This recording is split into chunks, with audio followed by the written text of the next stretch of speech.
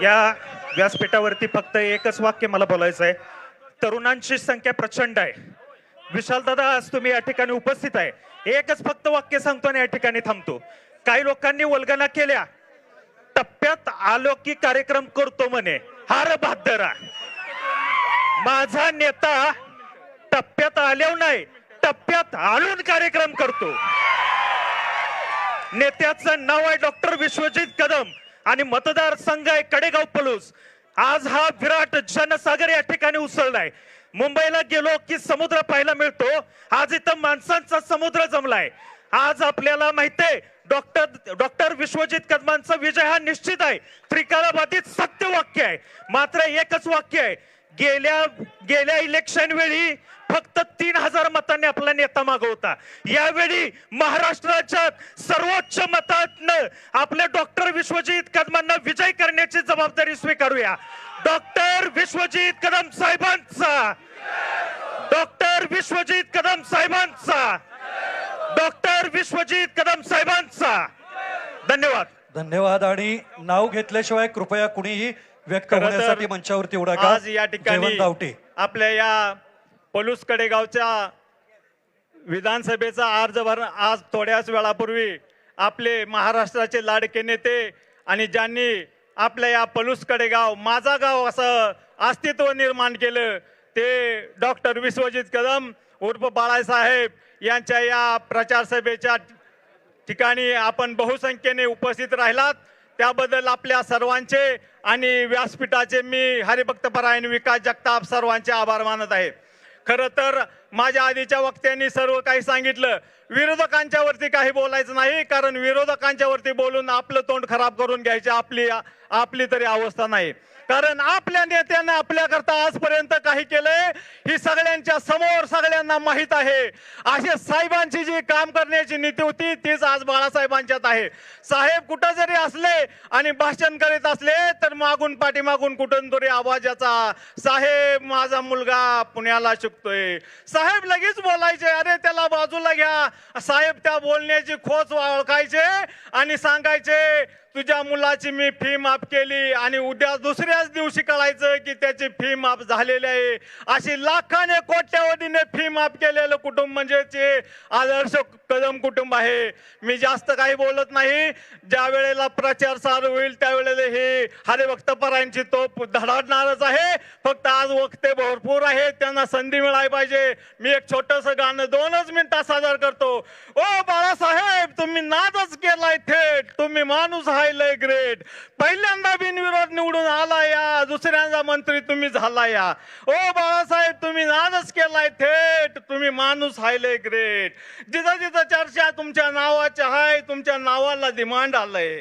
ओ बाळासाहेब, तुम्ही नादच केलाय थेट, तुमची जिथं तिथं तुमची चर्चाच आहे, तुम्ही माणूस लय ग्रेट. सगळीकडे नेटवर्क जाम तुम्ही केलं या, आमचं जिगर आणि फिगर तुम्हीच हाय. आमचं जिगर आणि फिगर फक्त बाळासाहेब. येणारे 22 दिवस फक्त बाळासाहेबांच्या करता जीव ओतून कार्यकर्ता करणारा कार्यकर्ता पाहिजे आणि आपल्या नेत्याला निवडून याचा विश्वास त्याच्यात पाहिजे. एवढंच मी आज सांगतो. आम्ही तुम्ही माणूस हाय रेट. गोरगरिबांची फी माफी केली या, त्याने आशीर्वाद दिला या. ओ बाळासाहेब, तुम्ही नालच केलाय थेट, तुम्ही माणूस हायलाय ग्रेट.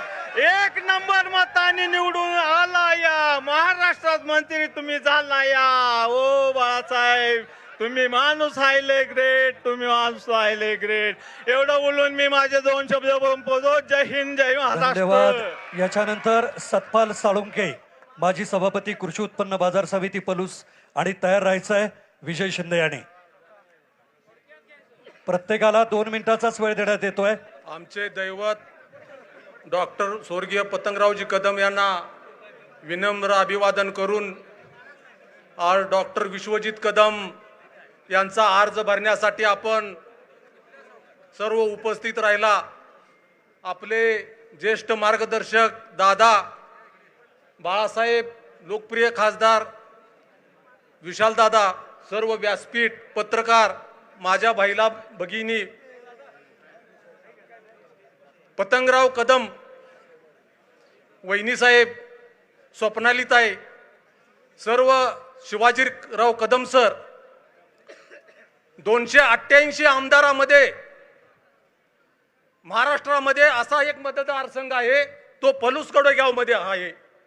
कारण ह्या मतदारसंघात हा मतदारसंघ म्हणजे हे माझे कुटुंब, हा मतदारसंघ म्हणजे माझी सर्व जनता. कुठलाही सर्वसामान्य घरातला माणूस, सर्व गोरगरिबातला माणूस शिक्षणापासून वंचित राहिला नाही. हा महाराष्ट्रातला एकमेव मतदारसंघ पलूस कडेगाव आहे. सर्व गोरगरिबांची मुलं, मी स्वतः माझ्या अनुभवानं 95 पासून दादांच्या मार्गदर्शनाखाली राजकारणात आलो. या घराचे संस्कार असावे की शाश्वत प्रपंच करा आणि समाजकार्य करा, सर्वसामान्य लोकांची सेवा करा. हा दादांचा आणि पतंगराव कदमांचा जो आदेश आहे त्या पद्धतीनं हा मी सामान्य कार्यकर्ता. पलूस तालुक्यातलं छोटंसं गाव धनगाव, वडील लहानपणी वारले. ज्यावेळी राजकारणात आलो त्यावेळी मोहनराव कदम दादांची माझ्या पतंगराव कदमांची छाया पडली आणि एक प्रामाणिकपणे 32 वर्ष झालं पतंगराव कदमांच्या दादांच्या नेतृत्वाखाली काम करत आलो. बाळासाहेब त्यावेळी लहान होते. सुरुवातीला 99ला बाळासाहेब मतदारसंघ संघात फिरायला लागले. मोहनराव कदम दादांचे आणि पतंगराव कदमांचे संस्कार बाळासाहेबांच्या झाल्यामुळे एवढं मोठं साम्राज्य, एवढी मोठी संपत्ती असताना सुद्धा विश्वजित कदमानं कधी मस्ती, कधी आयशो आराम कधी घेतला नाही. तुमच्या आमच्यासाठी तो झटत राहिला. महापूर असून दे, महापुराच्या काळात 19ला महापूर आला, 5ला महापूर आला. त्यावेळी पतंगराव कदम म्हणजे महाराष्ट्राची आग असल्यागत होते. पालकमंत्री म्हणून काम करावं तर डॉक्टर पतंगराव कदमांनी करावं. मी तारुण्यात त्यावेळी होतो. पतंगराव कदम साहेबांचं जे कार्य बघितलंय ते पालकमंत्र्याचं सगळं प्रशासन हलत होतं, कलेक्टर गाडीत बसत होत्या. इतकी परिस्थिती म्हणजे साहेबांचा दरारा. कुठलंही काम करून दे, कुठलाही विषय असू दे, कुठलंही खातं असू दे, त्या खात्याचं सोनं करण्याचं काम पतंगराव कदम साहेबांनी केलं. कुठल्या खात्याला त्यांनी कमी लेखलं नाही. वन खातं मिळालं. महाराष्ट्र राज्यात 4च अकादमी आहे, ती कुंडल अकादमी आणली. ही कर्तृत्व हे पतंगराव कदम साहेबांचं आहे. एक सामान्य कुटुंबातला माणूस पलूस तालुक्याचा सभापती बाळासाहेबांनी केला. प्रामाणिकपणा, तुम्ही प्रामाणिकपणे राहा. विरोधक म्हणतात हव्यातनं फिरतात. तो दिल्लीत सकाळी असून दे, संध्याकाळी माझ्या मतदार, माझ्या गोरगरिबांच्या लोकांसाठी असतो. तिची तेवढी दानत आहे. हा राज्याचा नेता आहे. कुणी काय म्हणायचं काम नाही. हवेत आहे, हवेत असणारच. कारण तो राज्याचं नेतृत्व, भावी मुख्यमंत्री पदाच्या रेस मधला माणूस आहे. त्यामुळं तुम्ही माणसात नाही, कुठल्याही सर्वसामान्य माणसाचं काम थांबलेलं नाही. प्रत्येकाच्या माध्यमातून कदम फॅमिली मोठा परिवार आहे. कुणाचं वैयक्तिक काम थांबलेलं नाही, फी माफी थांबलेली नाही. पलूस मध्ये येतात आणि जागा लाटल्या म्हणतात. जागा काय लाटल्या? गोरगरिबांची मुलं शिकली, MBA झाली, BA MBA झाली, BMA झाली. कुठल्या मतदारसंघात फी माफी होत्या ती मला सांगा. कोण रुपया माफ करत नाही. माझा मुलगा गोडाऊतला होता, फी माफी करायला गेलो 19च्या महापुरात. त्यावेळी म्हटले फी माफी करायला गेलो. गोडाऊत साहेब माझे भाऊ कुलगुरू होते माणिकराव साळुंके. तिथं गेलो फी माफीला. इथं फी माफी वगैरे काही नसती, व्यवसाय आमचा आहे. या व्यवसाय पतंगराव कदमांनी व्यवसाय म्हणून हे विद्यापीठ काढलं का? गोरगरिबांची मुलं ज्या तळमळीनं पतंगराव कदम गरिबीतनं शिकले म्हणून माझ्या मतदारसंघातली, माझ्या महाराष्ट्रातली गोरगरिबांची मुलं शिकावी म्हणून पतंगराव कदमांनी भारतीय विद्यापीठ तयार केले. ती काय त्यांच्या स्वतःच्या ह्याच्यासाठी केलेलं नाही. हे आपण मतदार, आपण ग्रामस्थांनी, आपण सगळ्यांनी विचार त्याचा करावा. आणि हे विश्वविद्यालय झालं हे तुमची आमची मुलं शिकली. आणि म्हणून पलूस कडेगाव मतदारसंघातला जर 288 मतदारसंघातला विचार केला तर आपला दर्जा उंच आहे, सुशिक्षित मुलं जास्त आहेत. तरी महापुराचा विषय घेतला. 19ला महापुरात 2 मिनिटं माझं ऐकून घ्या, म्हणजे मला वेळ द्या. महापुरात 19ला सत्ता महायुतीची होते. महायुतीची सत्ता असताना बाळासाहेबांना सांगितलं मी छावण्या उभा करा, शासनाचं भोजन व्यवस्था होत नाही. 19च्या महापुरामध्ये सर्वसामान्य सर्व कुटुंबांना भोजन चाऱ्याची व्यवस्था बाळासाहेबांनी केली. आरोग्याची सेवा केली. ज्यावेळी ब्रह्मनाळला बोट पलटी झाली यांच्या चुकीच्या धोरणामुळं, त्यावेळी देवेंद्र फडणवीस रथ काढत फिरले होते. सत्ता नसताना पतंगराव कदमांनी, बाळासाहेबांनी सर्व महापुरातल्या लोकांना स्वतःचा जीव धोक्यात ठेवून जी सेवा केली. एवढंच मी सांगतो 20 तारखेपर्यंत आपण कुठलाही वेळ न देता बाळासाहेबांच्यासाठी रात्र दिवस झटूया. एवढंच बोलतो, थांबतो. जय हिंद, जय महाराष्ट्र. सदैव आपल्या सोबत बाळासाहेब. याच्यानंतर सतीश आबा पाटील अंकलकोप. सतीश आबा पाटील अंकलकोप. मान्यवरांना विनंती आहे, आपण बोलताना 2-2 मिनिट, कारण बऱ्याच जणांना बोलायचं आहे.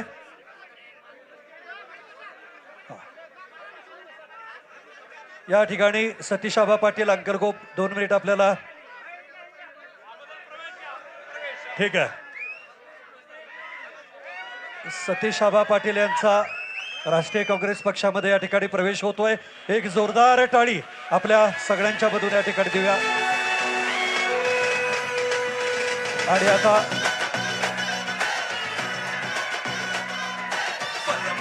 राष्ट्रीय काँग्रेस पक्षामध्ये सतीश आबा पाटील अंकलकोप यांनी प्रवेश केल्यानंतर आता त्यांच्या मनातील भावना ह्या मंचावरती व्यक्त करतायत अंकलकोपचे सतीश आबा पाटील.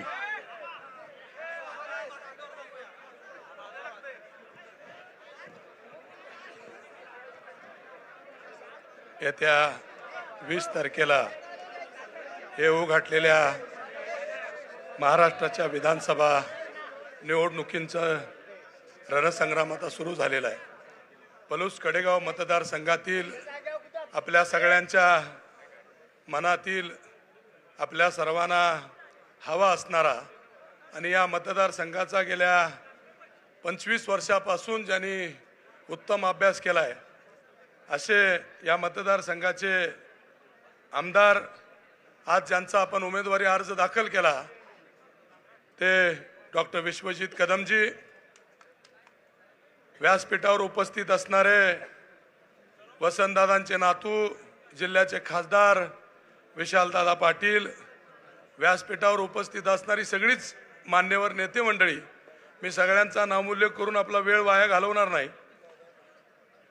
विधान परिषदेचे माजी आमदार मोहन शेठ दादा, या मतदारसंघातील सगळे ज्येष्ठ मार्गदर्शक, तरुण नेते, आमचे नेते सन्माननीय महेंद्रप्पा, सर्जेराव पापा खाली बसलेले आहेत, ते नाव सांगतायत मला प्रत्येकाचं. त्यामुळे मी नामोल्लेख न करता आज मी स्वर्गीय डॉक्टर पतंगराव कदम साहेबांच्या पवित्र अशा स्मृतीला अभिवादन करतो. आणि डॉक्टर कदम साहेबांबरोबर अनेक वर्ष काम करण्याचा मला सहवास मिळाला. आणि जिल्हा काँग्रेस कमिटीचे मोहन शेठ दादा अध्यक्ष असताना अनेक वर्ष मी जनरल सेक्रेटरी म्हणून काम केलं. त्यामुळे या मतदारसंघातल्या जवळपास सगळ्या समस्यांची, इथल्या माणसांची जी धारणा आहे ती मला माहिती आहे. आज आपल्या सगळ्यांमध्ये आदरणीय वहिनी साहेब देखील उपस्थित आहेत आणि कदम साहेबांच्या 10-12 निवडणुकांच्या त्या साक्षीदार आहेत. गेल्या अनेक वर्षात या मतदारसंघातले अनेक प्रश्न आवासून उभे असायचे. पूर्वीच्या काळात आमचा नदीकाठचा परिसर हा ऊसाने समृद्ध असणारा, पण आपल्या दुष्काळी भागामध्ये तुळशीचं लगीन करायचं असलं तर लागणारे ऊस देखील आमच्या भागातनं पण आणायचा, अशी परिस्थिती या परिसरात होती. पण डॉक्टर पतंगराव कदम साहेब या परिसरात जन्माला आले आणि महाराष्ट्राच्या शिक्षण क्षेत्रात राज्यातच नाही तर देशात उत्तम काम करणारा हा काँग्रेस पक्षाचा एक अत्यंत निष्ठावान नेता आपल्या सगळ्यांना लाभला. या मतदारसंघाच्या जडणघडणीची माहिती आपल्याला अनेकांनी दिली, पण विश्वजित कदमांच्या बरोबर काम करताना गेल्या काही दिवसामध्ये महेंद्रप्पा आणि आम्ही एकत्रित बसून काही निर्णय झाला आणि पलीकडच्या बाजूने काम करणारे आम्ही लोक विश्वजित कदमांच्या पाठीशी उभं राहण्याचा निर्णय अनेकांनी घेतला, त्यापैकी मी एक आहे. निवडणूक आली की अनेक जण निवडणुकीपुरते आपल्या समोर येणारे नेते आपण पाहतो, पण विश्वजित कदम या मतदारसंघात गेल्या विधानसभेच्या निकालानंतर आज सुद्धा सदैव आपल्या सेवेत असतात. हा फरक या इथल्या विरोधकांमध्ये आणि त्यांच्यामध्ये आहे. सहकारातला साखर कारखाना आदर्श उभा करण्याचं काम डॉक्टर पतंगराव कदमांनी केलं.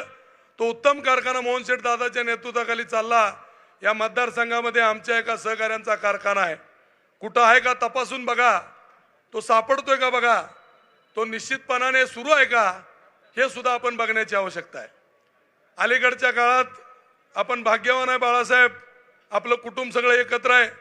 पलीकडच्या बाजूला अजून दोघांचा कधी मेळ लागणार आहे याची खात्री काम करणाऱ्याला सुद्धा नाही. अनेक जण विचारतात तुम्ही असा निर्णय का घेतला. काही मंडळींनी त्यांना विनंती केली की आपण एकसंधपणे लोकांच्या पुढे गेलो तर कदाचित चांगल्या प्रकारचा निकाल लागू शकतो. परंतु वेगळी भूमिका घेऊन काम करणारे हे लोक, ज्यांच्या घरामध्ये एकमत नसतं, ती माणसं निश्चितपणाने तुमचं ना आमचं प्रश्न सोडवू शकतील का, हा प्रश्न खऱ्या अर्थाने माझ्यासारख्याला पडला. आणि म्हणून मी पुन्हा एकदा कदम साहेबांच्या विचाराने आपल्यावर काम करण्याचा निर्णय घेतलाय. या मतदारसंघातल्या अनेक प्रश्नांना हात घालण्याचा प्रयत्न विश्वजित कदमांनी निश्चितपणाने केला. या मतदारसंघातल्या टिंबू सारख्या योजनेला मदत करण्याचं काम त्यांच्या नेतृत्वामध्ये झालं. ताकारी म्हैसाळचे पोर्ट कॅनल पुरं करण्याचं काम साहेबांनी ज्या पद्धतीने केलं ते उत्तम काम आपण सुद्धा केलं. अलीकडच्या काळात आम्ही ज्यांच्यावर काम केलं ते सांगतात ही सगळी कामं आम्हीच केली. मग तुमची उमेदवारी नेमक्या कुठल्या पक्षातनं अजून ठरलेली आहे हे कालपर्यंत निश्चित नव्हतं. कुणाला माहिती झालं असलं तर ते मला सांगावं. एका बाजूला हे काम करताना तुलनात्मक दृष्ट्या आपण काम करतो. दोन पैलवान मैदानामध्ये असतात, एक हारतो एक जिंकतो. पण हे सगळं करताना उमेदवाराची तुलना समाजामध्ये निश्चितपणाने होते. एक अत्यंत सुस्वभावी, सुशिक्षित, उच्च शिक्षित म्हणून आपण विश्वजित कदमांकडे पाहतो. पलीकडे ज्यांचं शिक्षण कुणाला माहीत असलं तर ते मला सांगा. माझे खूप वर्षाचे संबंध आहेत, मला अजून माहिती नाही ते नेमके किती शिकलेले. माणसाला अज्ञान असलं तर त्याला निश्चितपणाने माणसं सांभाळण्याचं कौशल्य नसतं. पण विश्वजित कदमांकडे उच्च शिक्षणाचा मोठा पाठबळ, साहेबांचे आशीर्वाद आणि या मतदारसंघातल्या तमाम जनतेचं पाठबळ हे आपल्या पाठीशी असल्याने आपण गेल्या अनेक वर्षात उत्तम काम करताय. आज ही सभा आपल्या अर्जाची आहे, आपल्या उमेदवारीची आहे. कुणाची उनीधुनी काढण्याची सभा नाही. कडेगाव तालुक्यामध्ये पुन्हा एकदा बाळासाहेब आपल्या मनामध्ये, आपल्या अनेक असंख्य चाहत्यांच्या मनामध्ये अनेक गोष्टी आहेत. निश्चितपणे मी एका गोष्टीला आपल्याला आश्वस्त करेन की परवा कुठल्या तरी एका सभेत जितेश भैया ते म्हणाले की बाकीचा उद्योग करणं काम आमचं आहे, ते कदमांचं काम नाही. मी आपल्याला विनम्रपणे सांगेन की असला उद्योग करायला कदमांच्या मागे अनेक माणसं आहेत. तुम्ही तसलं भ्या कुणाला घालून कसला दमदाटी करण्याची गरज नाही. या मतदारसंघातला प्रत्येक कार्यकर्ता स्वाभिमानी आहे. विशालदादांच्या प्रचारात आम्ही नमतो, आम्ही दुसऱ्यांचा प्रचार केला, त्यावेळेला देखील एकत्रपणे काम केलं. त्यावेळेस सुद्धा एका कार्यकर्त्यानं उलट केल्यावर काही दमदाटीची भाषा वापरली. मी त्यांना म्हणालो तो माणूस जर पुढनं उलटा बोलला तर 4 पिढीची आबरू जाईल आणि त्यामुळे कुठल्याही प्रकारे हा इथला माणूस स्वत बसणार नाही. आपण दमदाटीची भाषा करू नये. विनम्रपणाने लोकशाहीमध्ये मत मागण्याचा प्रत्येकाला अधिकार आहे. पण विश्वजित कदमांनी गेल्या अनेक वर्षात या मतदारसंघाची जी सेवा केली ती उत्तमपणाने केली आणि तो विश्वास घेऊन आम्ही आपल्यावर या पुढच्या काळात काम करू. या मतदारसंघातल्या अनेक गोष्टींबद्दल विस्तृतपणे बोलण्याची आवश्यकता आहे. आपण जरी विधिमंडळात काम करीत असला तर या मतदारसंघातले अनेक प्रश्न हे आपल्याला या पुढच्या काळात सोडवावे लागतील. मी पलूस तालुक्याच्या वतीनं महेंद्र आपण अनेक वेळा म्हणलं, आमच्या नदीकाठच्या भागात विशालदादा शारपडीचा मोठा प्रश्न आहे. महाराष्ट्राच्या विधिमंडळामध्ये कदम साहेब हे मदत आणि पुनर्वसन खात्याचे मंत्री होते. त्यावेळेला पहिल्यांदा हवाई सर्वे आमच्या विभागाचा केला. हे रोज सांगतायत की तुमच्याकडची शारपडची जमीन आम्ही संपवली. आमच्याकडची शारपडीचा अजून प्रश्न मिटलेला नाही. मी विश्वजित कदमांना या सभेच्या निमित्तानं मागणी करतो की येणाऱ्या काळात तो प्रश्न आपण आमच्या पलूस तालुक्याचा मिटवावा. या परिसरामध्ये काम करीत असताना आपण अनेक वेळा खूप मोठं पाठबळ कदम साहेबांच्या मागे उभं केलं. ते देखील या मतदारसंघाची सेवा करताना गरिबीनं विनम्रपणाने त्यांनी काम केलं. घोषणांचा अर्थ मी ओळखतो, माझ्या लक्षात आलं, मी जास्त बोलणार नाही.